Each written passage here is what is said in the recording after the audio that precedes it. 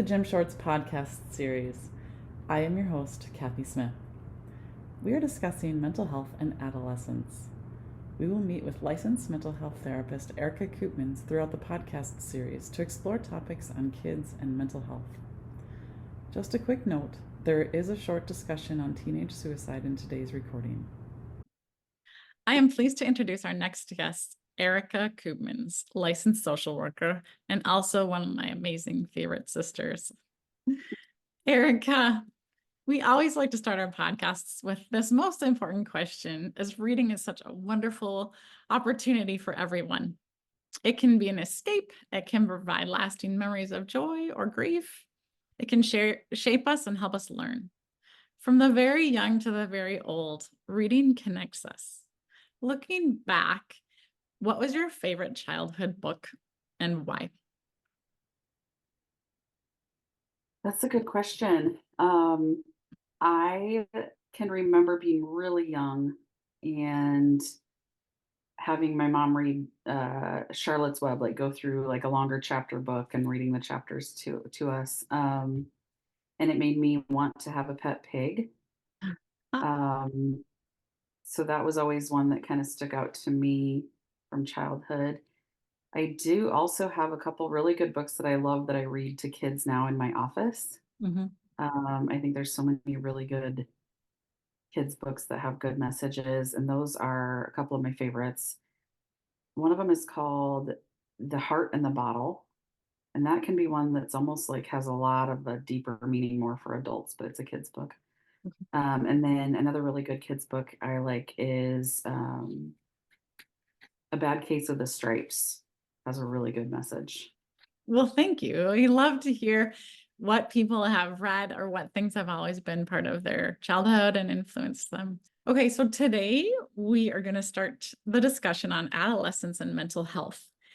Although it's just the very beginning of this conversation and is sometimes a tough topic to discuss, we need to start bringing this topic to the forefront of raising healthy kids. School shootings, suicides, isolation, they all seem too commonplace now. Our kids need our help. I'm so grateful for the work that you're doing, Erika. They say if we even touch one child, we will change the trajectory of their life. Can you please tell us what you do as a licensed social worker and what ages do you work with? I I started after grad school doing therapy, doing like with an agency that contracts with schools and has a therapist there in the school. Mhm. And with those, I did 5 years of working in secondary schools, so working with adolescents. And then the last 5.5 years, I've been in private practice and I work with all ages, kids, adolescents, adults, all ages. And I mean, wide range of ages that I've worked with. Erika, it seems like the number of children and adolescents struggling with mental health issues is on a huge incline, and perhaps I would even say maybe becoming an epidemic. Research found nearly 20% of children and young people ages 3 to 17 in the United States have a mental, emotional, developmental, or behavioral disorder. And suicide behaviors among high school students has increased more than 40% in the decade before 2019. Are we starting to understand the cause of these alarming statistics? I think there's a lot that can go into the cause of those statistics. One of them being more services around, more awareness of mental health challenges, issues among that age group. And so you'll see an increase in diagnoses with a lot of different things based on less stigma and shame around mental health. And so there's more people accessing services. That's good news. But yeah, that's a good part to those numbers. But I do think that there's a lot of changes with social media that plays such a different role now in mental health than it ever did before. So I do think there's a lot there, especially with teenagers. Um, and then there's also research showing that increased use of social media with an increased risk of suicide. That doesn't mean causation. Mhm. It just means that there's a link there. So it doesn't mean that there should be fear of eliminating all social media. Never, I don't want that to be like a fearful. statistic, but there's research out there with that. Um, so I think social media can play a role in that. I think that there's also bullying that can play a big role in mental health and suicide rates. Um, just so much going on in kids' lives that can impact that number. If you're looking at your practice specifically, Erica, do you feel these numbers reflect some of the issues that the kids you see are facing, or what are you seeing personally with the kids you've seen? Yeah, I think those numbers can do sound pretty accurate with what I see. I hear a lot about social media, even if it's not specifically social media that kids are talking about, you know that a lot of what they're talking about is indirectly coming from social media. Things that they've heard that day that they might talk about. And so it's this indirect kind of cause of social media. I see a lot of kids with anxiety, depression. I feel like lately, when I think about my current caseload of clients, maybe I see a little bit more anxiety than depression. I see with teenagers and kids of all ages, I guess, this this pressure in life, pressure from school, pressure from sports activities, pressure that you don't want kids to have to deal with, that stress. Sometimes I think I see teenagers that have more stress and just more going on in their life than a lot of adults do. And it Well, just feels like it shouldn't be that way. I think that kids don't have enough time or access in their life to just be kids and play. I think that that's changed a lot, that can impact a lot of mental health needs. do you think that as a whole, society is becoming better at identifying and supporting kids who are at risk? I think that can be a part of why we've seen an increase in some numbers or diagnoses. Maybe just like I said, there's that more access. It's maybe less shame and stigma, but there's still so much of that too to work through, is the stigma and shame associated with mental health, behavioral concerns, emotional, social emotional learning. Um, but yeah, there's just still so much work to be done in that area too. What are some things that we can do to support our kids so that we can kind of talk through them, especially in the middle school grades? There's research out there showing that there's like this dopamine hit from screen usage. And so is that creating more of an addiction? So I think having good rules and boundaries around screen usage from a really young age is important.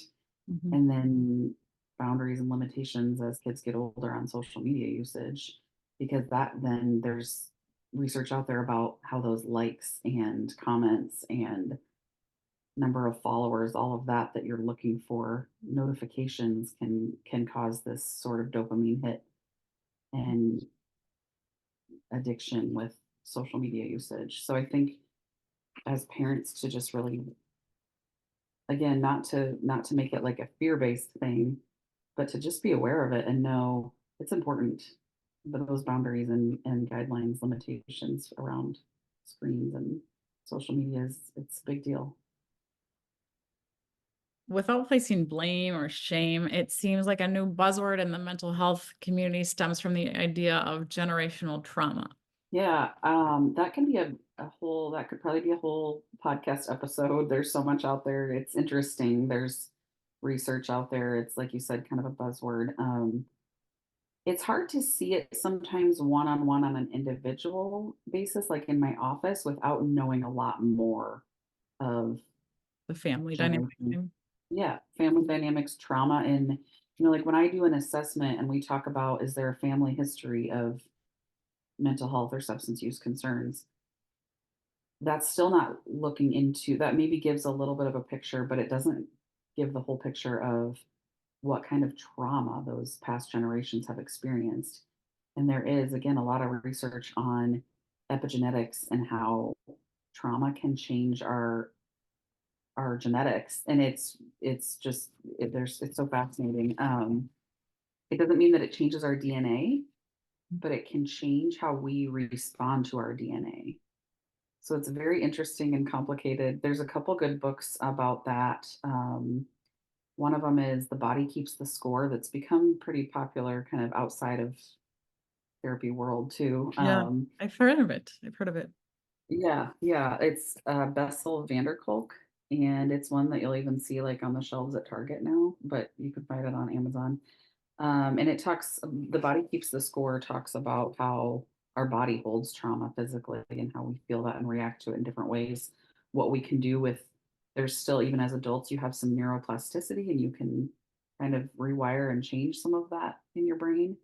Another good one that talks about kind of the epigenetics and generational trauma is called It Didn't Start With You.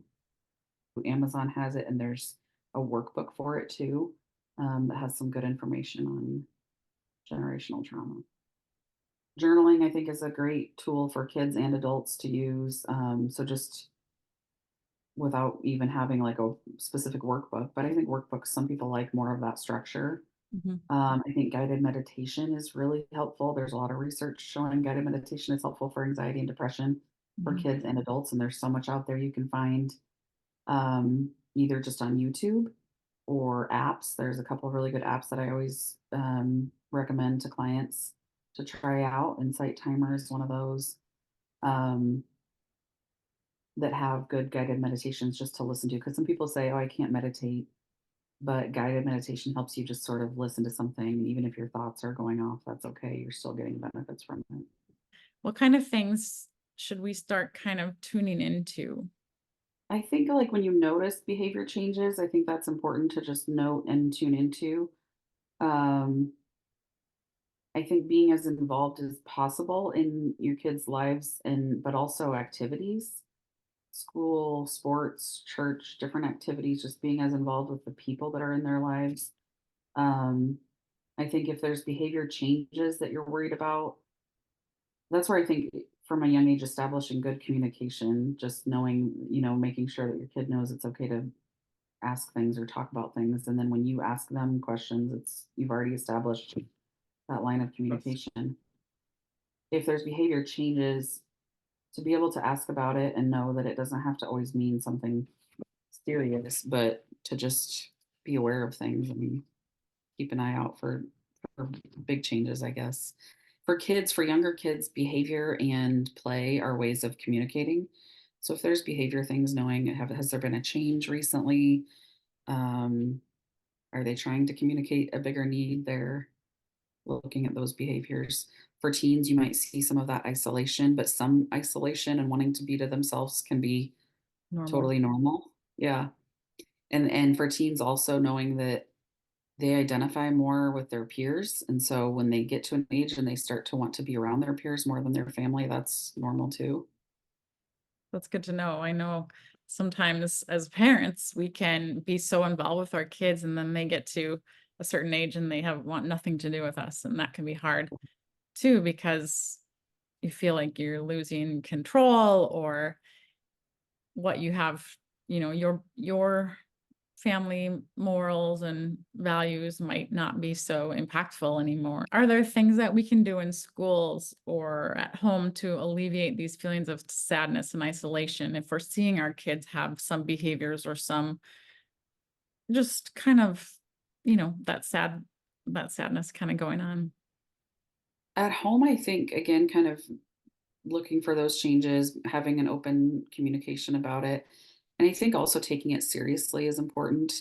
So whether it means asking their pediatrician for recommendations or talking to the school counselor to find those resources, if it's getting into therapy, things like that. I talked to a teenager recently who's now more college age, and I said, "What do you wish your parents knew more about your mental health, maybe more middle school, high school age?"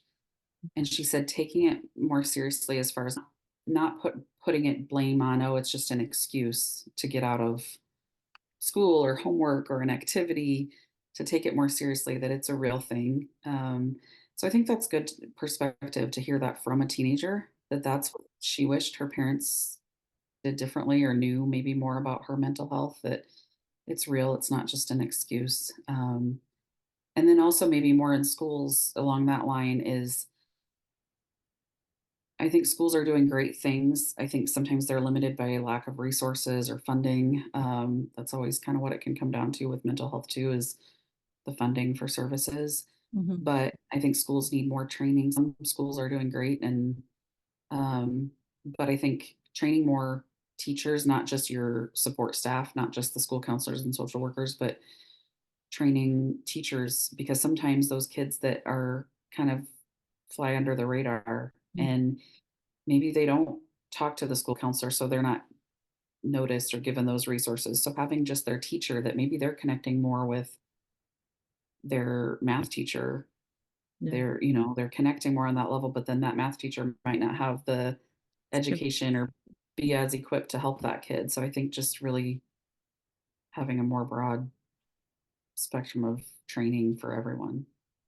I agree. As a former teacher myself, I know every year we had like a in-service before school started that was maybe an hour at the most about recognizing mental health concerns in our kids. And as a special educator, I had a lot more training, but I just felt like that's it. We have 1 hour and then we're supposed to go on and teach these wonderful kids all year, and that's all we got. I agree with you. Like, I really think, Mhm. you know, that more intensive um, understanding of mental health in kids and what we can do as educators or even parents and grandparents is really important. What do you recommend for resources for them? I mean, do they reach out to their teachers? Do they reach out? How do they start to connect their children into getting some help? I think the school can be a great place to start, as far as even if you haven't had any contact with a school counselor before, they're going to be a good place to start. Pediatrician, if you have a good relationship with your pediatrician and you feel like they've got some good resources, um, just to know where to start for even therapists, local therapists that they can connect with, or maybe they have school-based therapists that they can connect with too, or groups. Maybe it's not always therapy, but a group at school, something that they can get their kid involved in. Just to kind of, those are good places to start for the local resources. I think another good resource just to have on hand to know about, and again, not like a fear-based thing, but just to know about, like there's a national suicide and crisis hotline, lifeline is what they call it. Finding that website for that, but then also just knowing that it's calling 988 is the number for that. Um, and then maybe knowing if it gets farther along, knowing your local resources for community, like 24-hour crisis centers for an assessment, for hospitalization, things like that. So good and so important. Um, One thing that we also are hearing a lot about is that mind body connection, and that holds space um, for nutrition to be so central to so many health issues that we're all facing today. Do we know if there's any proof or validity to support healthier food options for kids, especially those who are struggling with mental health? There's a lot of research out there on the connection with food dyes, specifically red dyes, and mental health or behaviors in younger kids. I remember when Amanda used to say she didn't want her kids drinking the red Gatorades because it was worse. She noticed a difference with the red Interesting. Gatorade. Okay. Not to like say that it's a Gatorade thing, but I've also heard, I used to be in some consultation groups with medication providers, Mhm, and there was a local medication provider that did a lot of work on more natural supplements and things to work on those before prescribing medications. mhm. And she said there's a lot out there on the benefits of omegas. So adding omegas or supplements, magnesium, things like that, that can really help with mental health, um, with kids, teenagers, adults, all ages that could benefit from that. Awesome. I'm so on top of that with you. I love that. My daughter Nicole, your niece, had allergic reactions to green dye from a very young age. So that's interesting that you bring that Yeah, up. Yeah, yeah. well, she couldn't even wear green Christmas dresses because it was so hard for her. Oh, I didn't know that. Wow. Even if it doesn't go anywhere out of my office, but knowing that somebody has asked them that question, I think it's helpful for a kid to stop and think about those things, even if it doesn't mean I share that with their parents. If Mhm. I were ever to ever share things with their parents, it would be only on the as needed emergency type of basis if they're going to hurt themselves, if they're hurting someone else, or if someone's hurting them. But I do sometimes, if I think it's important for a parent to know something, I would talk about that with the kid. Like, do you want me to share this? I'm surprised how many times I have kids say, yeah, if you could share that because it's harder for them to share it. And so we would talk about what they prefer, if they want me to email their parent, talk about that in the office, a phone call, things like that. But it would only be if I've talked to that kid about it. But just like I said, just even them having someone ask that question of what do you wish your parents knew, or what do you want your parents to know right now? Sometimes they don't have answers to it. They don't always have things that they're missing there, but Mhm. it's just an interesting way to get, kids to talk about things. I think another area where it's always surprising is people are afraid to ask, and parents, educators, a lot of areas, people are afraid to ask the question of, have you been struggling with thoughts of suicide? And people have this fear that if I ask that, I'm going to bring it up and they haven't thought about it. Mhm. If they're thinking about it, they want you to ask that question a lot of times. And I'm always surprised in my office if that's a part of an assessment that we go over in an evaluation and the parent is present, how often that comes up with, yeah, I have been thinking about that. And it doesn't always mean that they are, Yeah. it scares parents and it is scary and you want to take it seriously, but it doesn't mean they're ready to act on it. Mhm. It just means that sometimes they have those thoughts and you still don't want them to be at that level either, but Yeah. just knowing it and being aware of it. And so I think for parents to know that it's okay to ask that question. For me, I might bring it up with as they're talking about something and I might say, gosh, with all going on, do you ever struggle with thoughts of suicide? And people who are suicidal and having those thoughts, they might just be waiting for someone to ask that question because it's hard to say the words, but maybe it's easier to just say yes because they're answering that question and you've already said the words for them. So I think a lot of people aren't aware of that out there, that it's okay to just ask that question. There might be a lot of fear on the parent side too, because what if they do say something, then what? If it is What it do I do because with I that? was a bad parent or I overlooked something? And as parents, we can struggle with, did I do it right? Or did I, was I a good mom and was I a good bad dad? Or so I appreciate what you're saying because I feel like Yeah, that also allows the adults to feel like it's okay to ask that and it's yeah, not anybody's fault. And here I'm going to tear in my eyes, but I feel like that is so important, Erica. yeah. And it doesn't mean that you have to then have all the answers and take away all those thoughts and know what to do with it.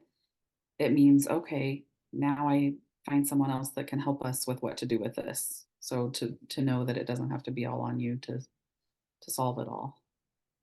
That's so important. And so it's a relief that you're saying that for anybody because all of a sudden maybe you're letting us know that it's okay to ask and it's okay to Yeah, be there. That's a hard conversation for parents too, because they love their kids so much and they just want to make sure they're okay, but they're also like sometimes that can be a scary topic. So yeah, for sure. important. Are there any other things that you want people to know or things that you think are really important that generally we're missing? I mean, things that you want to share with us today. Yeah. Oh gosh, there's a lot.